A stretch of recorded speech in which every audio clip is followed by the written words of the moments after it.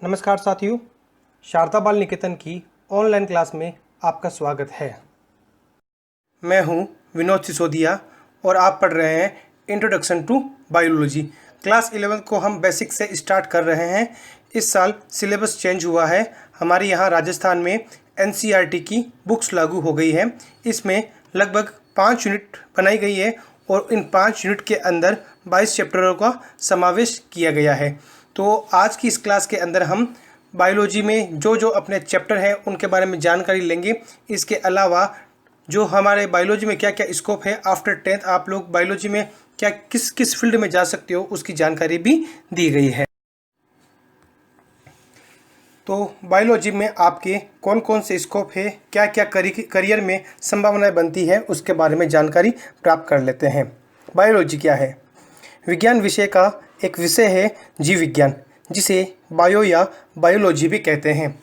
यह सब्जेक्ट उन छात्रों के लिए होता है जो 12th के बाद अपना करियर मेडिकल क्षेत्र में बनाना चाहते हैं।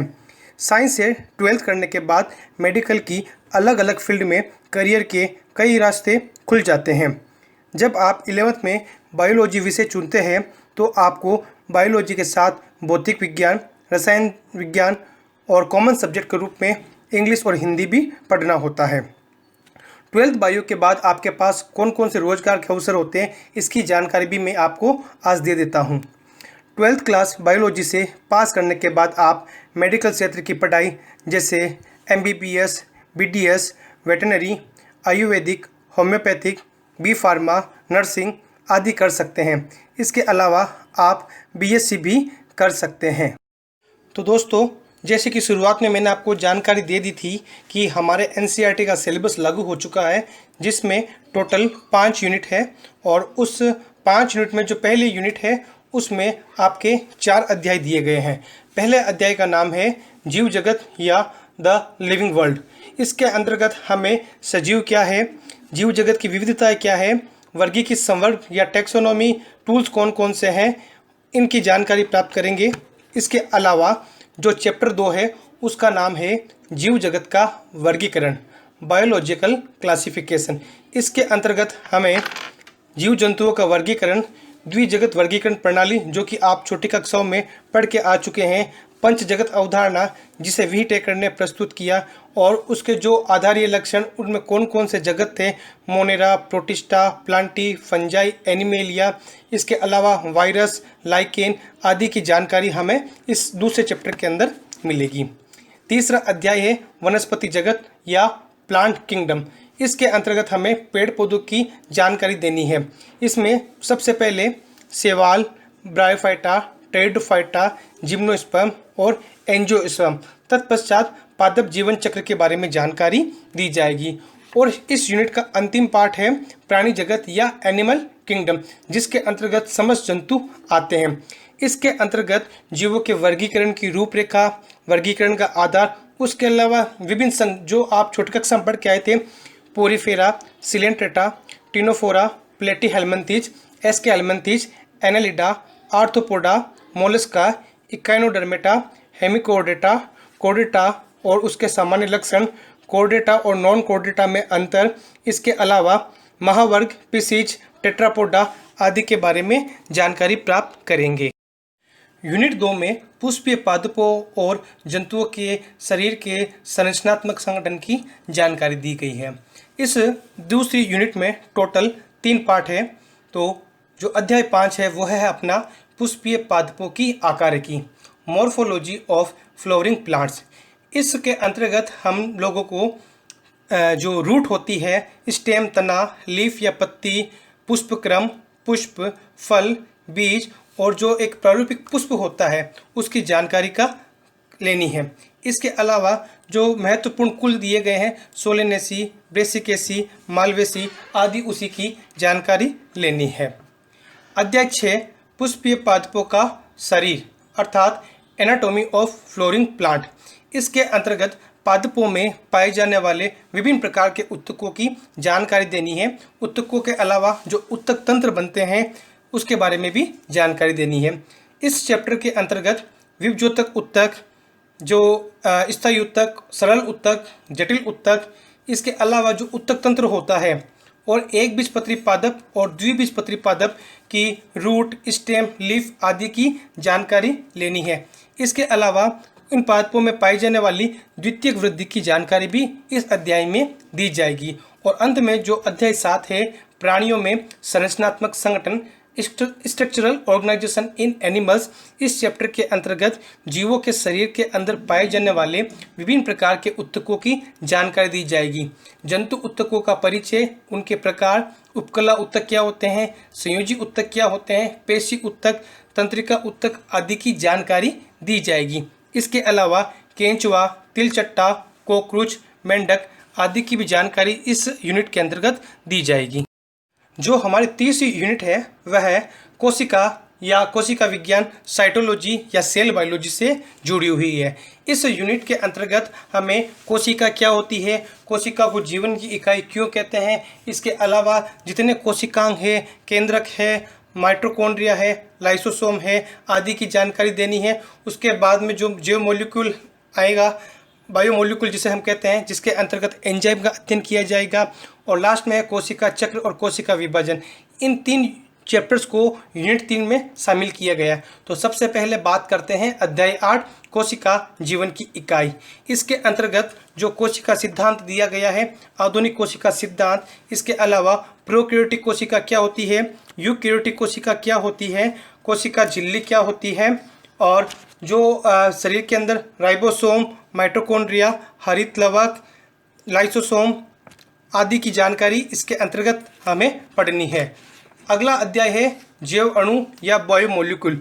इसके अंतर्गत एंजाइम, उसकी संरचना, उसका नामकरण, उसकी क्रियाविधि, उसका वर्गीकरण एवं एंजाइम को प्रभावित करने वाले कारकों का अध्ययन किया जाएगा। और अध्याय 10 के अंतर्गत, जिसका नाम कोशिका चक्र और कोशिका विभाजन है, cell cycle and cell division, इसके अंतर्गत जो आप कक्षा 9वीं के अंदर पढ़ के आए हो, समसूत्री विभाजन क्या होता है, अर्धसूत्री विभाजन क्या होता है, दोनों में अंतर अर्थात विभाजनों की जानकारी हमें लेनी है। यूनिट 4 एक बहुत ही महत्वपूर्ण यूनिट है। इसके अंतर्गत प्लांट फिजियोलॉजी या पादप कार्यकी के अंतर्गत आने वाले चैप्टर्स का अध्ययन किया जाएगा। इसमें पादपों के अंदर पानी या रस का जो है परिवहन किस प्रकार से होता है, खनिज पोषण पादप किस प्रकार से ग्रहण करते हैं, उनके अंदर प्रकाश संश्लेषण की क्रिया किस प्रकार से होती है, पादप श्वसन की क्रिया किस प्रकार से करते हैं और पादपों में वृद्धि किस प्रकार से होती है, इसका अध्ययन किया जाएगा। तो इसके अंदर टोटल 5 चैप्टर है। तो पहला जो चैप्टर है अध्याय 11, पौधों में परिवहन, ट्रांसपोर्ट इन प्लांट्स। इसके अंतर्गत जो परिवहन के जो माध्यम होते हैं, विसरण होता है, परासरण होता है, इसके बारे में जानकारी दी जाएगी। जल विभव क्या होता है, परासरण, जीव द्रव्य कुंचन, अंतःशोषण, और इसके अलावा जैव शक्तिवाद, मूलदाबवाद और वाष्पोत्सर्जन क्या होता है, खनिज आयनों का परिवहन किस प्रकार से होता है, इसकी जानकारी हम अध्याय 11 के अंतर्गत करेंगे। इसी प्रकार अध्याय 12 का नाम है खनिज पोषण या मिनरल न्यूट्रिशन। इसके अंतर्गत जो खनिज तत्व कौन कौन से अनिवार्य तत्व है, कौन कौन से आवश्यक है, उसके बारे में जानकारी लेंगे। खनिज लवणों के अवशोषण की क्रियाविधि का अध्ययन किया जाएगा। इसके अलावा नाइट्रोजन उपापचय और नाइट्रोजन चक्र का अध्ययन किया जाएगा। इसके बाद जो अध्ययन है, जो चैप्टर है 13, वो है उच्च पादपों में प्रकाश संश्लेषण। तो इस चैप्टर के अंतर्गत पेड़ पौधों में प्रकाश संश्लेषण की क्रिया किस प्रकार से संपन्न होती है, C3 चक्र क्या होता है, हेच एंड स्लेक चक्र क्या होता है, इसके बारे में भी जानकारी ली जाएगी। सर्वप्रथम हम प्रकाश संश्लेषण के बारे में जानकारी लेंगे, उसकी परिभाषा पढ़ेंगे।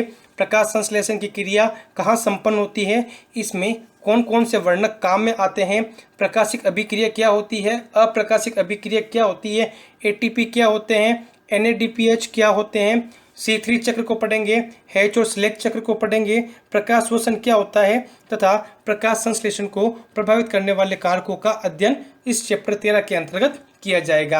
अध्याय 14 है पादपों में श्वसन या रेस्पिरेशन इन प्लांट, अर्थात पादप किस प्रकार से श्वसन की क्रिया को संपन्न करते हैं, ग्लाइकोलाइसिस क्या होता है, ऑक्सीश्वसन क्या होता है, अनऑक्सीश्वसन क्या होता है, क्रेब्स चक्र क्या होता है, इसकी जानकारी हम अध्याय 14 के अंतर्गत करेंगे।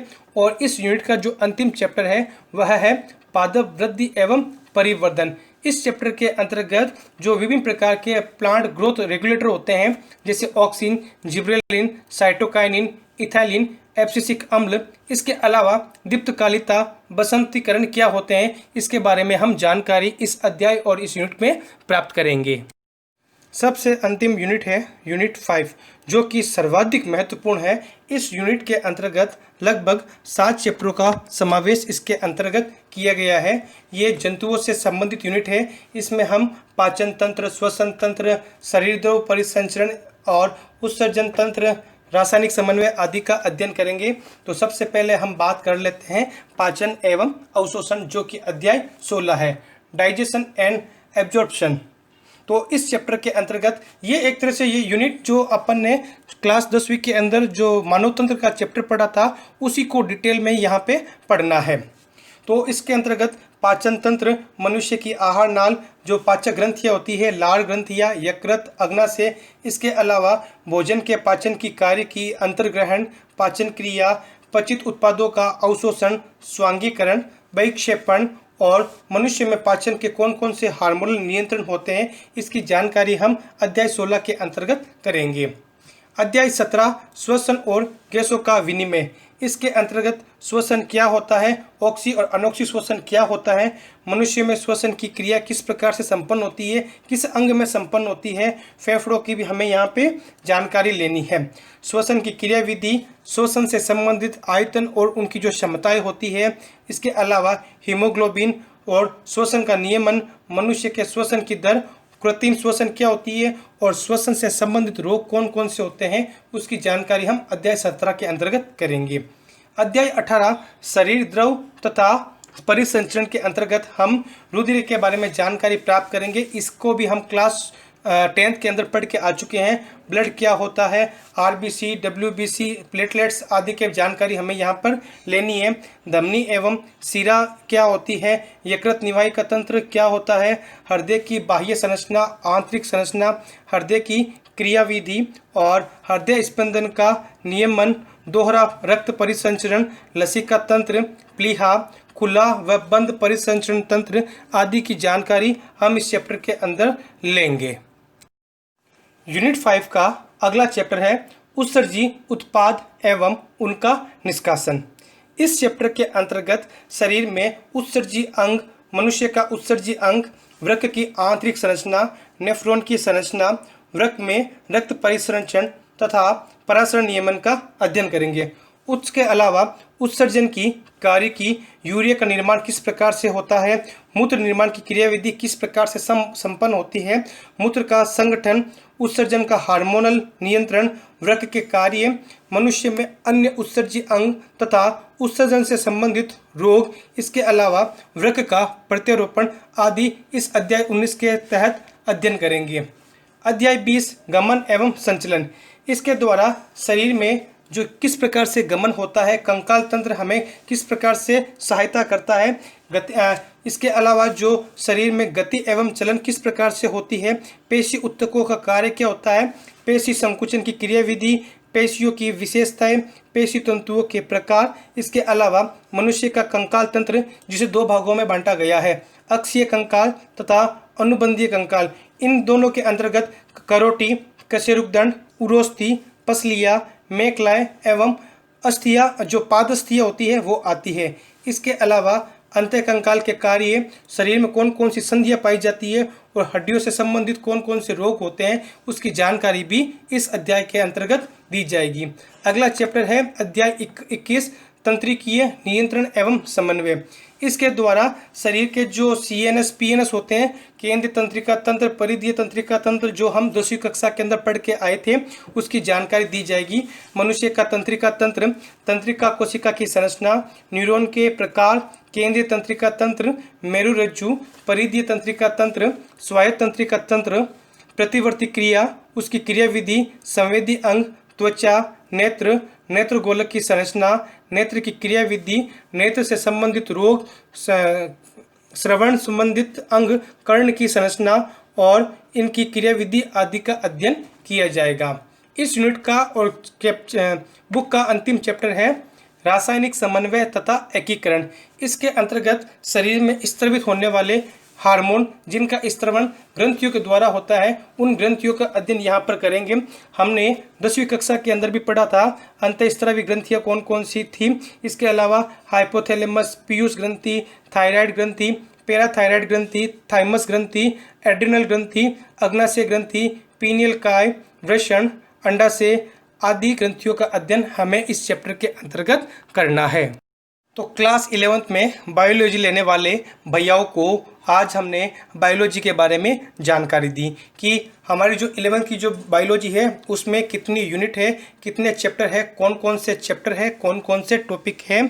आशा करता हूँ कि आज जो मैंने सिर्फ इंट्रोडक्शन दिया है वह आपको समझ में आया होगा। अगली क्लास के अंतर्गत हम जो बेसिक बायोलॉजी को शुरुआत करेंगे।